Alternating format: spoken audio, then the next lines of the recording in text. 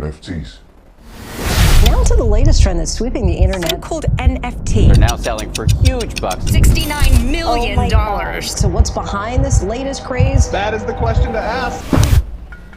Well, it's no more news that people spend thousands on thousands, millions and millions online acquiring pictures from so-called marketplaces. Now, take a look at this. The first tweet ever made by co-founder Jack Dorsey. I'm one of the co-founders of Twitter. Was someone purchased for $2,915,835.47, and it's not just that tweet.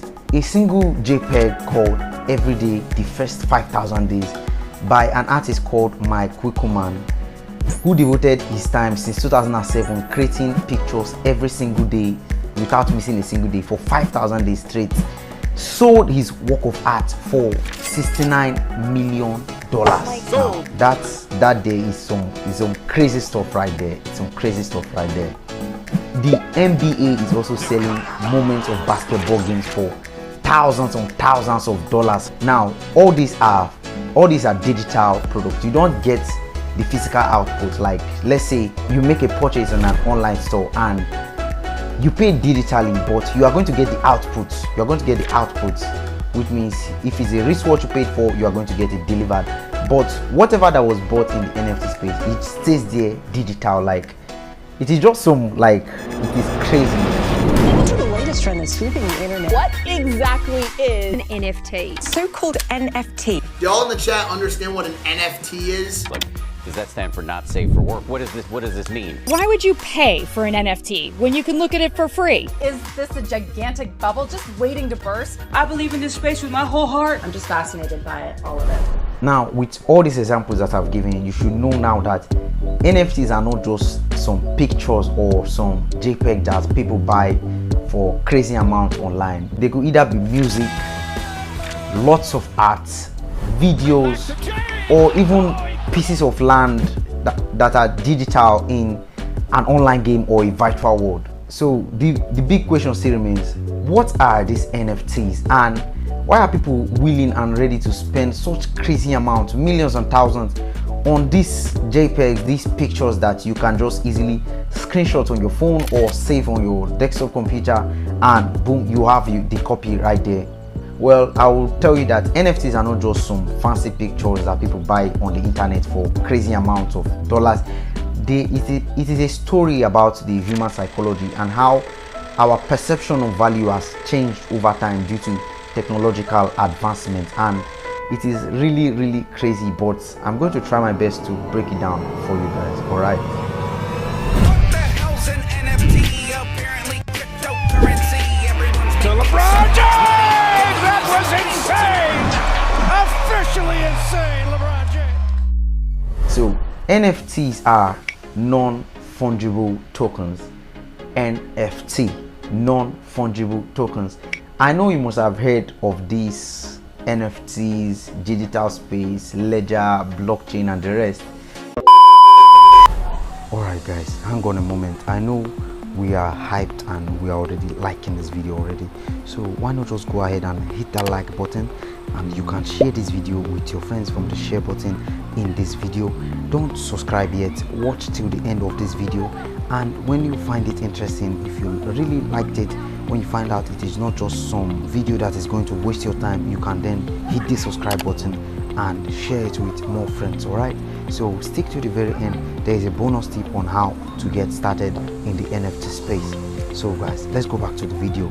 2,000 years later. All right guys, so we are back. So I'm going to start by breaking down the word fungible.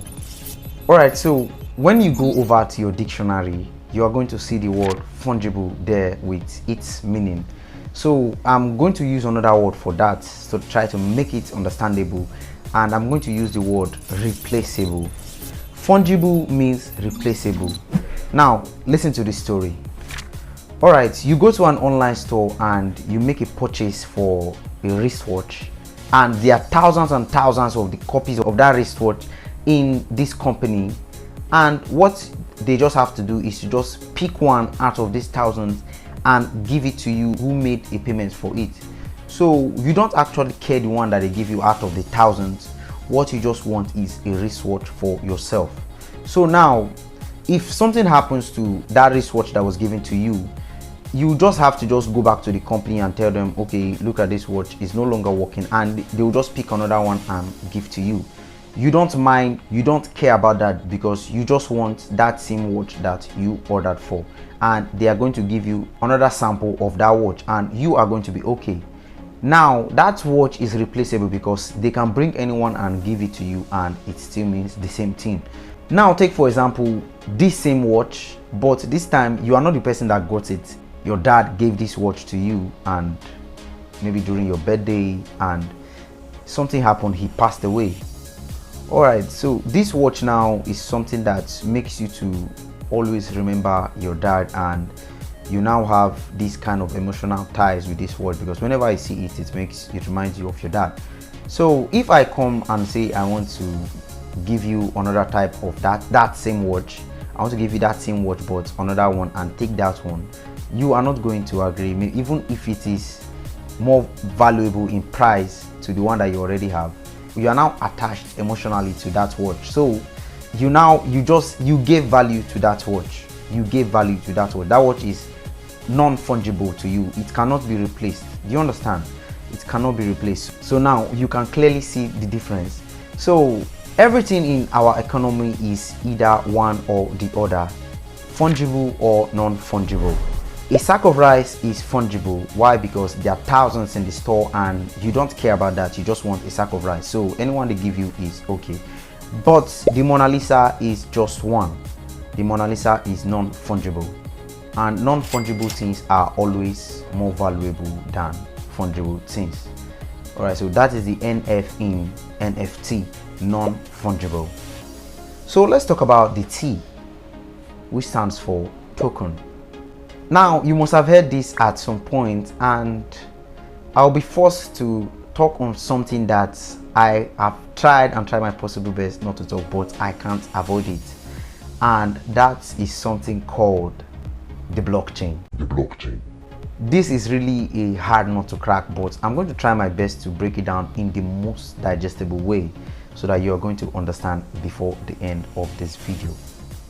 Now let's start with local banks. Okay, let's say I want to buy a wristwatch from one of my random subscribers, let's say Joshua Smith.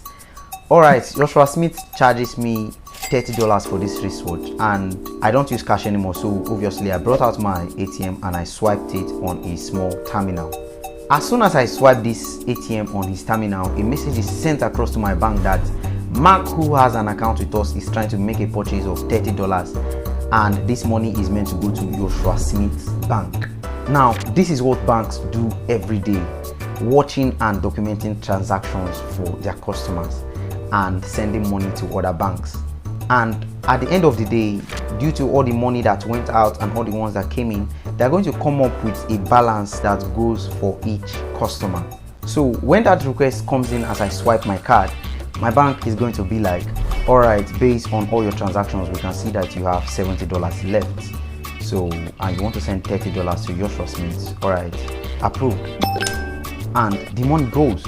And Joshua Smith's bank on the receiving end are going to be like, all right, he has $120 before, and $30 just came in now for a sold wristwatch. So now his balance is $150. Now you can see that our money is just a record on a screen. We don't worry about the physical items anymore, which is cash, and this is due to the presence of banks. So you can see how important banks have been keeping these records, and they've been doing it ever since. So we want to say thank you, banks. Thank you, banks.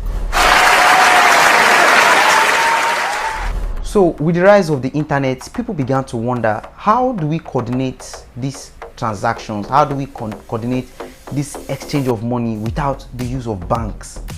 And they came up with this crazy idea, this new technology, and that is what we call the blockchain. Now, the blockchain does what banks have been doing all along, documenting transactions, verifying transactions, but in a different way. It is not just a private transaction between my bank and Joshua Smith's bank that other banks are not aware of. The blockchain does this in a public space on the internet, where everyone interacting on that blockchain can see and know what is going on. Now picture a street filled with banks, and just banks alone, thousands of banks, where before you make any transaction with anybody, you have to go to this street, and then all these banks must come out with their representatives to actually see what you are trying to exchange, what you're actually buying, if you actually have it. And if you don't have it, you are not going to, your transaction is not going to get approved. So all eyes are actually seeing what is happening. All eyes are actually seeing the buyer and the seller. They know the owner. So that is just an illustration of what the blockchain is all about. But the blockchain is not about banks. The blockchain is about computers. Computers, millions and millions of computers all over the world from different users who are interacting on that blockchain are seeing it. So every transaction that is made there becomes everybody's business. So now if I try to send 30 crypto dollars to Joshua Smith, it is the function of these computers to verify and document this transaction. So if from my records I don't have up to 30 crypto dollars to send, they are going to be like, yo man, you don't have $30. What are you trying to do? Yo man, come see this guy. Niggas trying to be smart.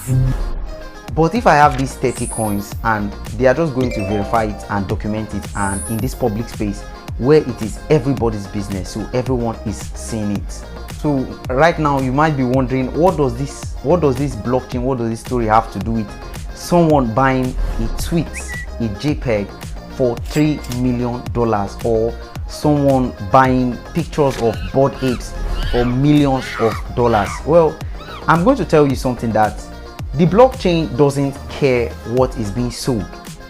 As long as the buyer has the money and they verify that yes, this person has the money, boom, it is sold. That is all that they verify, if the buyer has the money, and that is all. So let's go back to the Twitter story.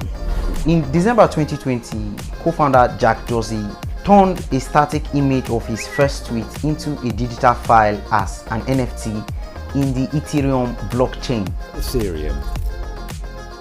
And a Malaysian crypto businessman just purchased it for $3 million.